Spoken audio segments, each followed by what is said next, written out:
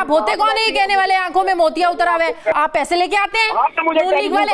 आपको अवाम ने इख्तियार दिया, किस चीज का इख्तियार दिया अवाम ने आपको? बदतमीजी करने का? सर ये जलसा नहीं हो रहा, ये टॉक शो है। आबिद साहब, क्या तहरीक इंसाफ का जो कल रवैया रहा है, पॉजिटिव जेस्चर एक दिया है IMF के साथ, IMF तमाम सियासी जमातों से मिल रहा है, जो स्टैंड बाय उनका अरेंजमेंट है $3 अरब का, उन्होंने बड़ा पॉजिटिव जेस्चर दिया है तहरीक इंसाफ ने। कि आप लोग इस चीज़ को अप्रिशिएट करते हैं कि उनके साथ जो कुछ हो रहा है पिछले 1.5 सालों में, उसको बिल्कुल एक साइड पर रखकर उन्होंने इस मुल्क का सोचा है, मुल्क की इकॉनमी का सोचा है, मुल्क के अवाम का सोचा है? मैडम, इसमें पॉजिटिव जेस्चर की कौन सी बात है? ये वही लोग हैं जिनकी खुफिया वीडियोस पकड़ी गई, जो IMF को कहता है इनके वजीर खजाना कि ये पाकिस्तान के साथ डील न करे। इनके वज़रा आला जो 2 मेन इनकी हुकूमतें थी, उन्होंने खत लिख दिए, उन्होंने रियासत के साथ गद्दारी की इन हुक्मरानों ने। तो ये तो जब इनके गले और हलक को चीजें पहुंच गई और ये फिर मजबूरन वो सरेंडर किए हैं। लेकिन मुझे बताएं कि जब वो इक़्तिदार में थे, जब उनको करना चाहिए था मुल्क की, उनकी वजह से पाकिस्तान को अरबों डॉलर का नुकसान हुआ। 4 महीने पहले जो काम होना था, इनका वज़रा खजाना ने लिखे, खत लिखे, इनकी हुकूमतों ने खतूत लिखे। आप मुझे बताएं कि ये मुल्क मिशनरी के मुताबिक नहीं है, तो अब ये बैठ के कह दें कि जी ये ऐसे हो जाए, तो ये कौन सा इन्होंने एहसान कर दिया हमसे? इन्होंने कौन सा IMF के प्रोग्राम में जो लेट हुआ, आपको पता है डार साहब पिछले साल सितंबर में आते हैं, वो इंतजार ही करते रहे, वो हमेशा कहते रहे हम तो IMF के बगैर भी चल सकते हैं, प्लान बी भी है हमारे पास। वो पता नहीं 4 महीने वो किस चीज का इंतजार करते रहे? डिले तो आप लोगों की तरफ से भी था। शादिया बीबी मुल्क जिस खस्ता हाली में मिला, तो ये डार साहब की अनसक मेहनतें हैं, बल्कि हमारी पूरी जो PDM की हुकूमत है, जो हमारे अलाइज है, उनकी मेहनत है सबकी। और ये हमने अपनी सियासत को दाव पे लगाया, रियासत को बचा। जनाब, आप लोगों ने अपनी ख्वाहिश पर लगाया ना, किसी ने जबरदस्ती तो आप लोगों को नहीं लगाया। बीबी ख्वाहिश पे लगाया होता तो हम उस वक्त को दस्ते के इलेक्शन में हराया, हमने उसको मियाँवाली हमने उसको खानेवाल के इलेक्शन में हराया, हर इलेक्शन के अंदर शिकस्त दी। लेकिन आप मुझे बताएं कि जो अदालतों का रवैया रहा, जो जजेस का रवैया रहा, ये अभी हामिद खान साहब की आप स्टेटमेंट सुन लें कि हामिद खान साहब उस वक्त तो उन्होंने कहा कि किस तरह नवाज शरीफ के खिलाफ फैसले मैनेज किए गए, तो फिर जिन लोगों ने फैसले मैनेज किए हैं उनको कैसे छोड़ा जा सकता है? उन जो लोग बैठे हैं अभी अपनी कुर्सियों पे बैठे हैं, उनको कैसे छोड़ा जा सकता है? जिन्होंने पाकिस्तान के साथ पाकिस्तान की पीठ के अंदर पूरा घोंपा, उनको कैसे छोड़ा जा सकता है? तो ये चीजें तो आप क्या, तो इसको लेकर आप क्या समझते हैं कि नवाज शरीफ फिर तब तक वापस नहीं आएंगे जब तक वहाँ बैठे बैठे सारी सजाएं उनकी माफ नहीं हो जाती? तो इसमें सजाएं, आपने मुझे बताया कि इंसाफ पर मबनी सजाएं दी गई हैं क्या अकामा पे सजाएं, अकामे पे सजाएं दी जाती हैं? तो उन्हीं अदालतों को आकर फेस करें, उनकी सजाएं खत्म हो जाए। जी हाँ फेस, लेकिन वो लोग बैठे हैं अभी जिन्होंने उनके खिलाफ फैसले किए, बुगदे माफिया के रखते हुए फैसले किए। कैसे भूल जाए JIT बनाई गई, कैसे भूल जाए एक मॉनिटरिंग जज बैठा ऊपर, कैसे भूल जाए जो उसकी व्हाट्सएप कॉल पकड़ी जाती है, कैसे ये गैर कानूनी क्या फैसले भूल जाए?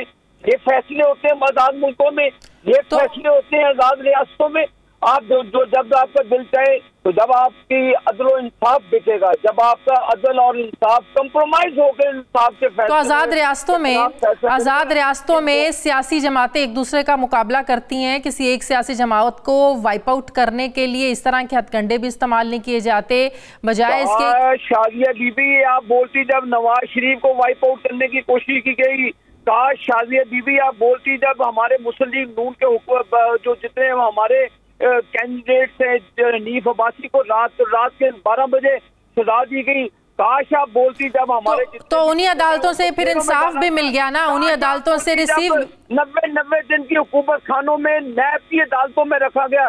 काश आप ये नैब हमने तो नहीं बनाया, इसी नैब को तो खत्म करने की बातें हमेशा आप करते रहे हैं ना। सुने अब आप सुन ले बात को। ये बीबी, काश आपकी सहाफत जागती, ये सवाल जो आप मुझसे कर रही है, काश ये सवाल आपने किए होते, काश ये सवाल आपने PTI की हुकूमत नैब इमरान, मेरी बात मेरी भी सुन लेना सर।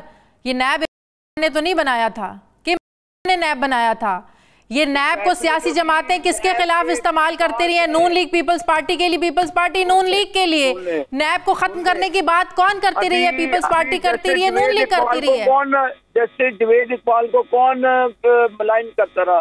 किसने वीडियो दिखा के फैसले करवाते थे? जिसने इस मुल्क में गलत किया, जिसने इस मुल्क में इदारों को इस्तेमाल, सुन लेना, किसने फैसले करवाए उनके आबिद साहब, सुन लेना, आप बताएं। सुन लेना। जवेद इकबाल कहते थे कि अगर मैंने फैसले किए तो आधी पीटीआई की हुकूमत खत्म हो जाएगी। काश आप उस वक्त ये पूछ लेती, काश आप जाग देती उस वक्त। तो सुन लेना, आपने हमारी हुकूमत को इलीगली हटाया, फिर मुस्लिम लीग नून, हमने नहीं अदालतों, ये सवाल आप अदालतों से करें ना, ये सवाल आप अदालतों से करें। नहीं, आप मुझे बताएं कि आप उस जब नवाज शरीफ को इस मुल्क में जिसने इदारों को इस्तेमाल किया, बात तो मेरी भी सुन लेना सर, इस मुल्क में जिसने इदारों को इस्तेमाल किया, आपने फवायद के लिए किया, मुल्क के बरखिलाफ जाके किया, चाहे वो कोई और है, उसको सजा मिलनी चाहिए, उसको सजा मिलनी चाहिए। जिसने भी किया बिल्कुल जितने भी लोग हैं लाना चाहिए उनको अवाम के सामने, जिसकी वजह से आज पाकिस्तान को 1-1 बिलियन के लिए अपनी इज्जत और साख को दांव पे लगाना पड़ा। आबिद साहब, तो ये इस मुल्क में इलेक्शंस तब तक डिले होंगे जब तक नवाज शरीफ साहब वापस नहीं आएंगे। इलेक्शन अपनी मियाद के टाइम पर होंगे, कानूनी तौर पर होंगे।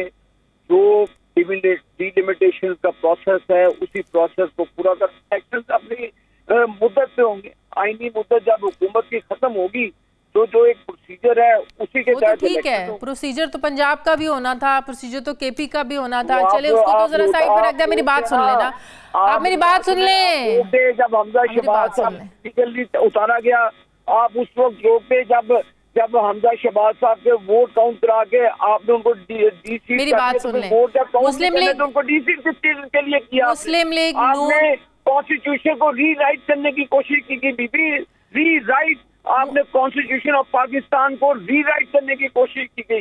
ये आपको किसने अथॉरिटी दे दी? आपने बाईपास करने की कोशिश की पार्लियामेंट और पार्लियामेंट के फैसलों को। ये नहीं जमहूरी निजाम में चलता बीबी, होश के नाखून ले। आप लोग हैं लोगों की, सुन लेना, आप लोग हैं माइंड बनाने वाले, आप लोग मेरी बात सुन लेना, मेरी बात सुने। आप लोग ये कहते हैं ना कि नवाज शरीफ तब तक वापस नहीं आएंगे जब तक उनकी सजाएं माफ नहीं होंगी, और तब तक हम इलेक्शन जीतना आप लोगों के लिए मुश्किल है जब तक नवाज शरीफ वापस नहीं आएंगे। तो फिर आप कैसे कह सकते हैं कि इलेक्शन वक्त पर होंगे? इसमें तो कोई दो राह नहीं है कि नवाज शरीफ के बगैर मुस्लिम लीग नून इलेक्शन नहीं लड़ सकती। वोट नवाज शरीफ पर है, वोट नवाज शरीफ की है। अभी तक बड़े लोग आए नवाज शरीफ को मिटाने के लिए, अल्लाह ताला ने आज उनका नामो निशान नहीं रखा, लेकिन नवाज शरीफ तो है सियासत के अंदर, सियासी मैदान में। अल्लाह के फजलो करम से वो मसला ये है कि हर कोई अपने साथ होने वाली ज्यादतियों का तस्करा करता है। आप देखें, अब जो गिलगित बल्दिस्तान में हुआ है, क्या वो दुरुस्त हुआ है? जो कराची में मेयर के इंतखाब के वक्त हुआ है, क्या वो दुरुस्त हुआ है? उस वक्त नून लीग क्यों नहीं बोली कि जिस पार्टी के बोलती? हम तो बोले जहाजों में हमारे एमपीओ को उठा के, हम तो बोलते हैं अक्सरियती जमात को क्लियर नहीं बदल गया। हमने तो सिंध हाउस में जो हुआ हम तो उस पे भी बोले। चीफ मिनिस्टर नून लीग का बनता था, उस वक्त आपकी आंखों में क्या मोतिया है वो तो नहीं बोलते थे। आप अपने आप मेरी बात सुने, आप जरा थोड़ा सा तमीज के दायरे में रह के बात करें। मैं आपको बड़ी रिस्पेक्ट में, बड़ी इज्जत के साथ बात कर रही हूँ। ये क्या तरीका है? आप नहीं, आपने ये क्या बात की? आंखों में किसकी आंखों में मोतिया उतरा हुआ था? आप एक पढ़े लिखे इंसान है कि नहीं? आंखों में आ गए? नहीं, आप पढ़े लिखे इंसान नहीं है। आपको आप एक नेशनल टीवी चैनल पर बात कर रहे हैं और आप किस लहजे में बात कर रहे हैं? आप मेरे से इतनी ऊंची आवाज में आप ना बोले, मैं उस तरह का नहीं हूँ जो ऊंची तो आप भाग जाएं, आपकी मर्जी है। मैं क्यों भागूं? आप भाग जाए। मैं क्यों मैंने तो आपको इज्जत दे के बुलाया है सर मैंने आपको इज्जत दे के बुलाया है। ऊंची आवाज में दायरे में रहेंगे आप ये तहजीब के दायरे में रह के बात नहीं कर रहे।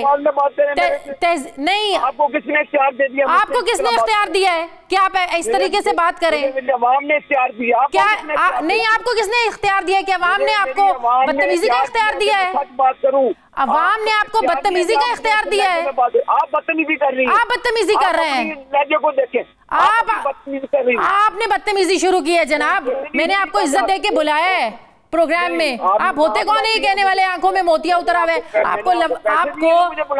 आप पैसे लेके आते हैं नून लीग वाले। नून लीग, हाँ तो इज्जत दी है ना, इज्जत दी है, इज्जत दी है, आराम से प्यार से बुलाया आपको। तो आपसे सवाल पूछ रहे हैं। मैं कौन सा आपका पीछे पीछे लेकर 10,000 फोन नून लीग वाले पैसे लेके आते हैं। आपके पीछे नून लीग वाले पैसे लेके आते हैं प्रोग्राम्स में। नहीं, आप मुझे बुलाएं कि आप मुझे बुलाया जी पैसा। आप तो बात कर रहे हैं ना, सवाल जवाब हो रहा है ना। ये जलसा नहीं हो रहा सर। सर ये जलसा नहीं हो रहा, ये टॉक शो है, इट्स अ न्यूज शो। तो फिर टॉक शो है तो फिर तो आराम से बात करें ना। आप ये कैसे कह सकते हैं आपको अवाम ने इख्तियार दिया? किस चीज का इख्तियार दिया अवाम ने आपको? बदतमीजी करने का, बोलने का। मुझे sir please thank you sir, please thank you thank you thank you. बहुत बहुत शुक्रिया। अपना लहजा दुरुस्त करें, फिर अवाम के पास जाने की करें। बहुत बहुत शुक्रिया आपका।